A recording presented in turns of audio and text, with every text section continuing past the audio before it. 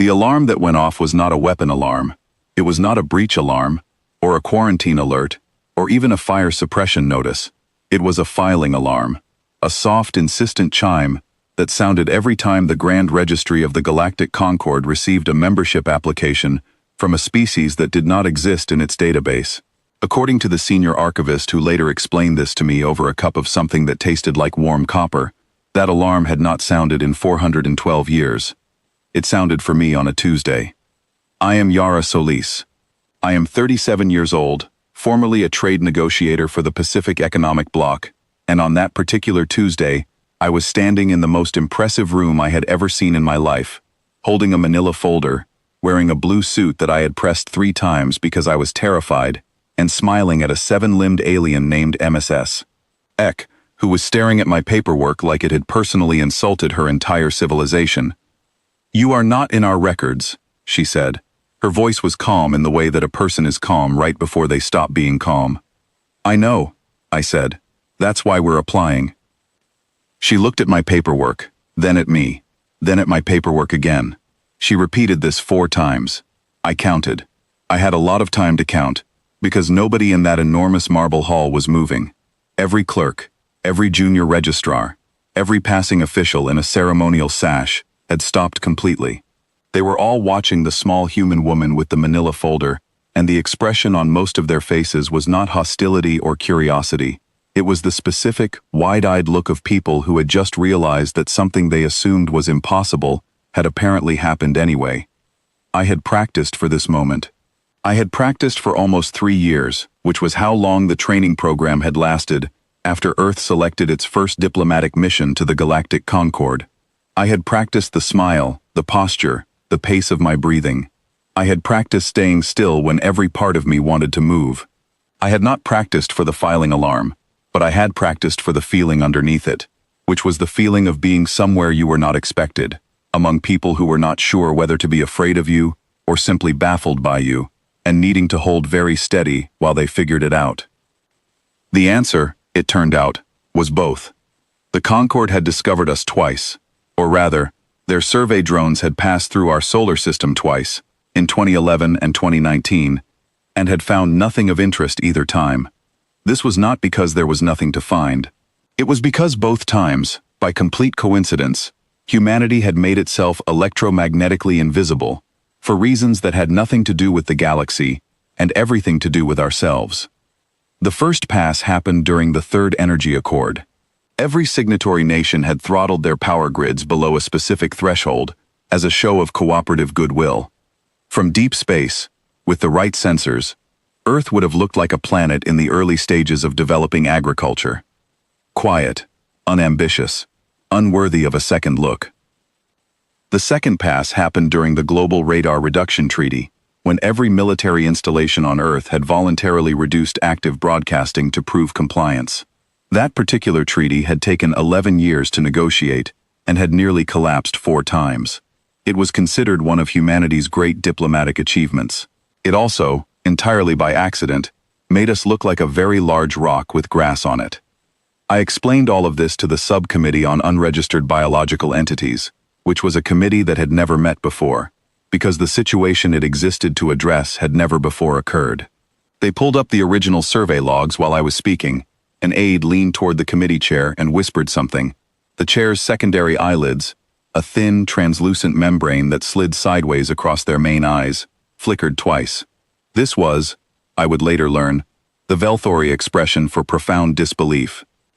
"Your defensive signature reduction," the chair said slowly, "was the result of internal political agreements?" "Mostly," I said. "Sometimes it was economics. Once it was a bet." They asked me to clarify. I clarified. I watched the room process the information that humanity had nearly handed our own civilization's detection to a treaty dispute over satellite bandwidth. Nobody laughed. I think they were too unsettled to laugh.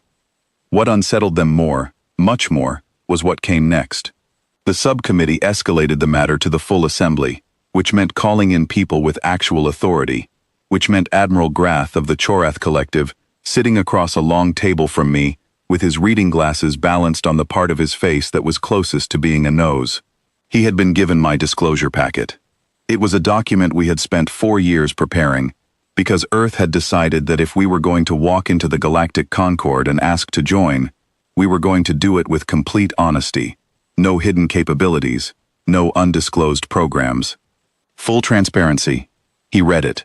He read the section on our propulsion systems. He read the section on our materials science. He read the section on our defensive, and, with a very long pause, our non-defensive hardware. He set the packet down. He picked it up again. He read one specific section again more slowly. He set it down a second time and said something to his aide in Chorath, which is a language that sounds like two heavy objects falling down a staircase. His aide replied. The Admiral said nothing for a while. Miss Eck, who had been hovering near my elbow since the registry hall incident with the energy of someone who felt personally responsible for my existence, leaned close and murmured, "He asked if your weapons could reach us from your home system." His aide confirmed they could. He then asked if you were planning to use them. His aide said, and I am translating loosely, that you appeared to be enjoying your tea. I was, in fact, enjoying my tea. I had brought it from Earth because I had read the Concord's catering manifests during my research, and determined that none of their vending machines stocked anything that would agree with my stomach. This was a practical decision. It also, completely by accident, created an image that I would later be told circulated through Concord diplomatic channels for months. The human ambassador, surrounded by an increasingly alarmed galactic assembly, calmly drinking tea, while everyone else calculated whether to be frightened. I was frightened. I want to be clear about that. The night before I walked into that building, I had lain awake in my quarters on the ship and thought about everything that could go wrong. A species arriving unannounced at the seat of galactic government, with no allies, no vouching members, no history in any of their files. That was not a situation with a comfortable precedent. I thought about every version of that meeting that ended badly. There were many. But I had also thought about every human who had ever walked into a room where they were not wanted and sat down anyway. Every negotiator who had gone to a table where the other side held all the visible power and found the one thing the other side needed more than they admitted. Every person who had ever been told that what they were doing was impossible and had done it anyway, not because they weren't afraid, but because the fear was not a reason to stop. I drank my tea.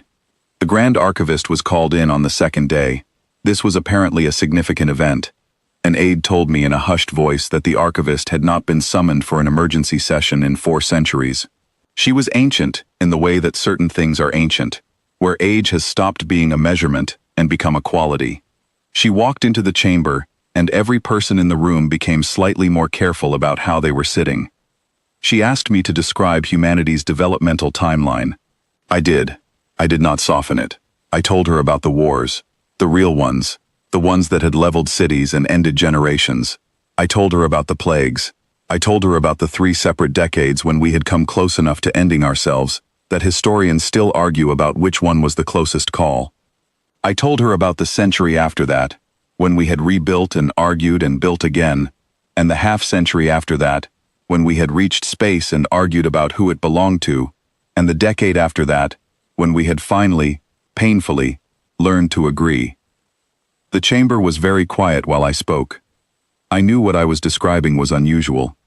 Every species in the Concord had been guided through their early development by members who had come before. They had arrived at their first starship with a mentor civilization watching, with galactic law already in place, with the knowledge that they were not alone, and that there were rules about how alone they were allowed to get. They had had a safety net made of older, wiser hands. We had had none of that. We had built everything in the dark, by ourselves, through failures so catastrophic that some of them still appear in our history books in red ink. We had survived ourselves. That was, I realized watching their faces, not a story they had heard before. The counselor from the Civ Collective, a thin, careful person named Preth, who had been the most consistently skeptical voice in the room, raised the objection I had been expecting. Admitting a species with our capabilities, she argued, without a century of observation, without vetted behavioral records, without the standard introduction process, was reckless. The Concord had protocols. The protocols existed for reasons. I agreed that the protocols existed for reasons. I agreed that observation was valuable. I then noted that we had observed them for 17 years before arriving. We had listened to their beacon network, studied their member species, learned their languages, read their law, and mapped their political relationships. We had done exactly the kind of careful, patient observation the protocols recommended.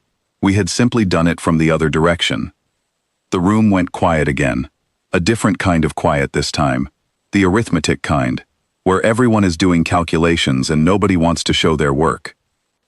The vote was not unanimous. 3 member species abstained, which in Concord, procedure meant they were neither endorsing nor blocking. 2 voted against, on procedural grounds, which I respected even though I disagreed. The rest voted to admit Earth to the Galactic Concord, under a category the Grand Archivist created on the spot, which she recorded in her files as admitted exceptional circumstance. She told me, in the corridor afterward, that I was the first entry in that category. I told her I doubted I would be the last. She made a sound that might have been a laugh. She stopped me before I reached the exit. She was old enough that stopping someone felt like a significant act, the kind of thing she only did when the question was worth the effort. She studied me for a moment, with the particular attention of someone who has seen many things and is trying to decide where this one fits. "Were you afraid?" she asked. "Coming here, alone, with no one to speak for you?" I thought about the honest answer. I thought about the 3 years of training, and the night before launch, and the moment I had walked into the registry hall and heard that alarm go off, and known that everything from that point forward would be without a script. "Yes," I said. She waited. "But we've been afraid before," I said. "We came anyway. That's more or less our thing." She was quiet for a long time. The corridor around us was empty. Through the high windows, I could see the lights of the Concord city spreading out in every direction, millions of lives going about their business, none of them yet aware that the empty square on their maps was no longer empty. "We have a saying in the older languages," she said eventually. "It translates roughly as, 'The ones who survive the dark are not the ones who were never afraid of it. They are the ones who stopped waiting for the lights to come on.'" I thought about Earth, about all the centuries of darkness, literal and otherwise, that we had stumbled through, about the long, slow, painful process of learning to build lights of our own. "We have a saying too," I told her. "It's shorter. It goes, 'Here goes nothing.'" She made the sound again. It was definitely a laugh. I walked back to my ship through the wide streets of the Concord capital, with my now empty tea thermos under my arm, and the full weight of what had just happened settling into my shoulders. Not as a burden, but as a kind of ballast. Earth was in the records now. The blank square on the map had a name.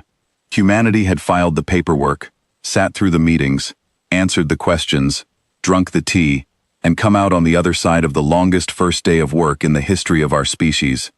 There was more to come.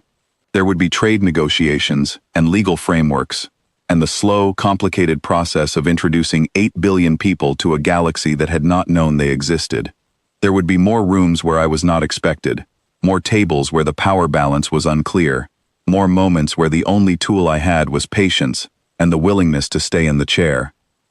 But that had always been true. That had been true on Earth for as long as there had been rooms and tables and the particular human stubbornness that walks into both of them regardless. The lights of the city were very bright. I was very tired. I had, all things considered, a perfectly good first day. I called home.